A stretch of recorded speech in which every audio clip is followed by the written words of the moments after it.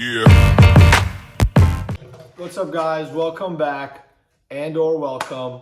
If you're new to the channel, please comment, like, and subscribe. It means a lot to me. That's going to help me keep making these videos. I had a really cool kind of opportunity and call it serendipity, but end up meeting and kind of becoming good friends with BMWBRO, who I'm sure a lot of you guys know. He's a street king. He wanted to come out and do a track day with me, kind of wanted me to host him and maybe coach him a little bit and show him some things. And I thought it'd be a cool opportunity to show you guys why track riding is important for developing skills that you can use in the street. And also kind of what it would be like for someone who is a veteran street rider. He's been riding the street for a long time. He's a very proficient street rider. Some of you guys would even say that he's a very fast street rider. He rides with Crash Test Go and all those guys that do the whole street riding thing. And maybe that's a video and some commentary on that for another time. But essentially, they're really big street riders, are well known in the street riding group. But this is his first track day ever, and I was the one to be able to take him out, kind of show him the ropes, I guess you could say. Straight away, we'll get to a video where I'll talk over his first lap and kind of point out a few things that he maybe did wrong, I guess you could say, to better educate you guys on things the reason why you should come out to the track, so you can practice things that will help you be more reactive and safe and defensive when riding in the street. And it could even help you maybe save yourself from a crash or accident or worse. So yeah, let's get straight into it. All right, so here we are, our second session of the day. Bro's had roughly about 10 laps in following me. And here we go into the first corner, MSR Houston. So you notice he kind of target fixates on the apex and completely blows the corner, ends up off track. But he recovers it pretty well, knows that it's safe to stand the bike up, and then of course, he is not scared to get on the gas, as you can see.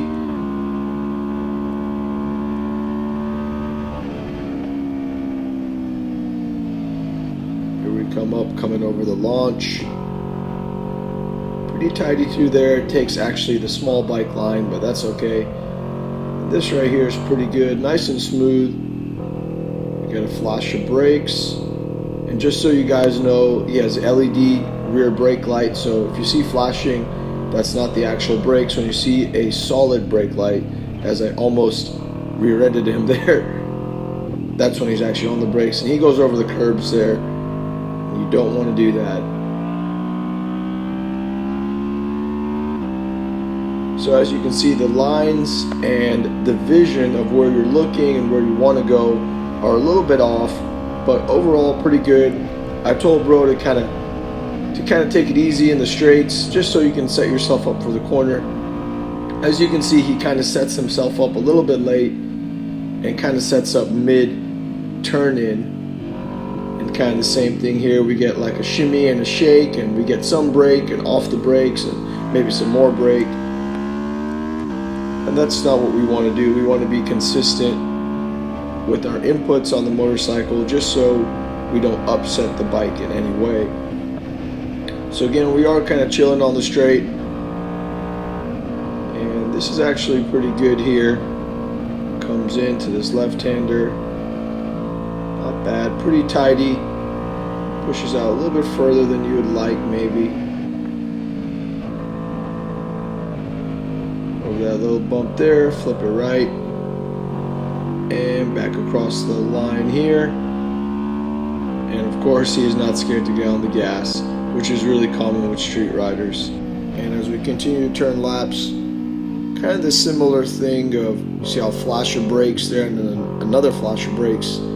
Kind of a little maybe indecisive, and maybe I feel like he didn't know exactly when to use the brakes when turning in with the bike, which is pretty common with street riders, I guess you could say. I did the same thing for a while. And again, a lot of over braking, but overall not bad. And I could tell the BMWBRO is very comfortable with his motorcycle, and he seemed like he was very excited to learn more, which is exactly what you kind of want. So we're currently lapping about 2 minute, 20-second pace, which is roughly about 40 seconds off a advanced track day rider and maybe even 50 seconds off an expert level racer. Again, that's not bad at all for a first-time track rider. You guys can see there was definitely a lot to be learned. Kind of a few like maybe bad habits, or maybe there's things bro didn't know that need to be done to help the bike do what the bike wants to do.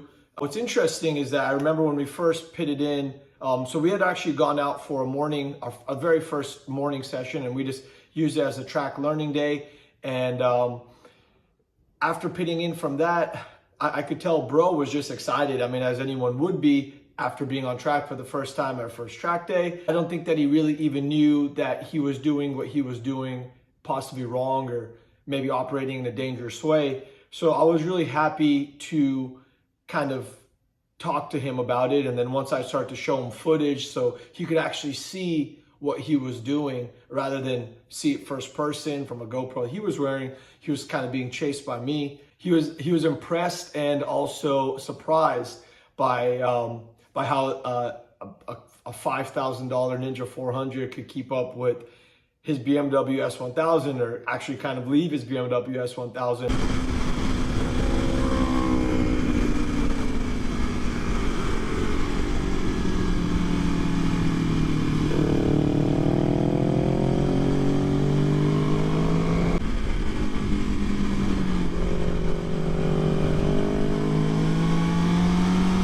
And it just goes to show you that 9 times out of 10, it doesn't have to do with the bike, it's the rider.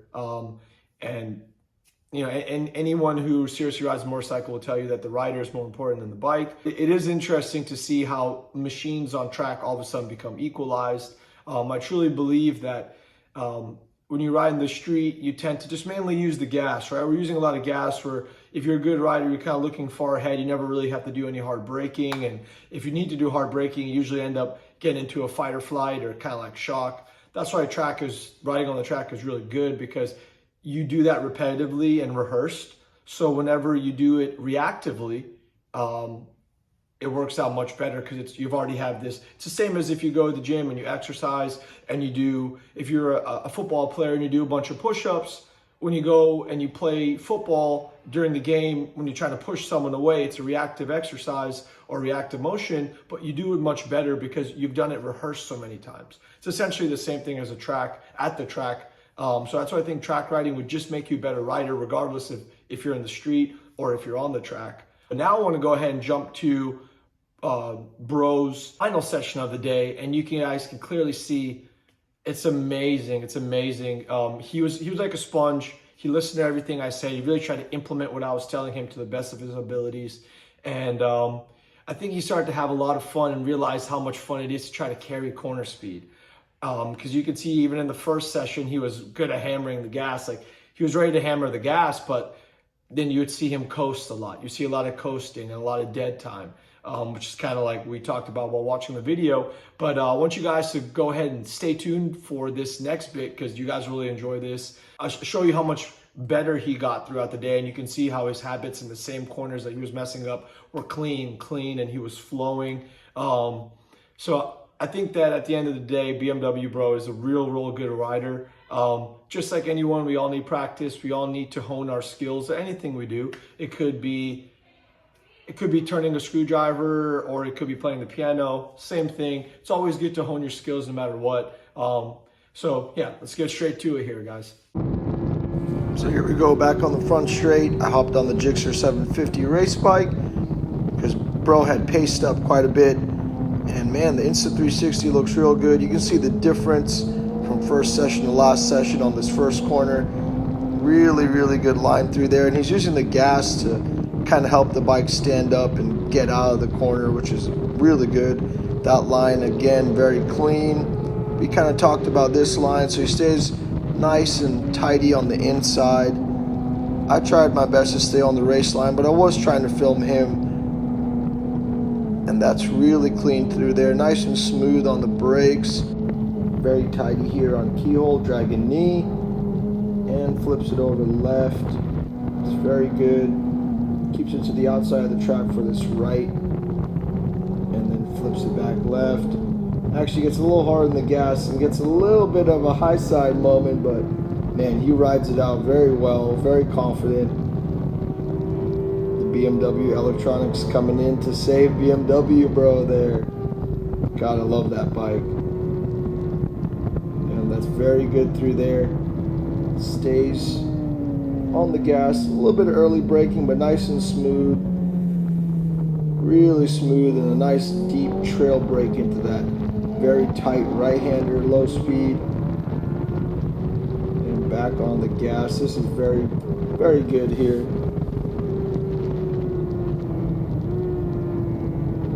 At this point, I was just trying to get some cinematic video. Bro looks real good. He's dragging me. He gets a little bit outside here, but that's okay. And boom, keeps it inside there. And flips over to the right, and all gas here through the front pit straight. Now, Bros looks like he's in a bit of a flow state here. He's got it down. He's figured out the track. He's riding it pretty well. That's actually pretty good through there as well. I mean, it's amazing. One track day really does equate to about a year's worth of street riding, because you're just not going to get this much seat time at pace. You know, you're going to do a lot of stopping and starting on the street, and there really aren't very many curvy, low traffic roads in Houston to even practice anything like this. And even if there are, probably shouldn't be doing that anyway. Really, really good through there. Maybe a little bit of extra brake, missed the apex slightly, but that's okay. And I think he was a little sketched out by his high side incident. Points to that little bit of grass. I don't think it was in his way, but in any case, it threw him off. At this point, I was like, you know what, bro, you're good to go. So I went ahead and said sayonara and let the Gixxer eat.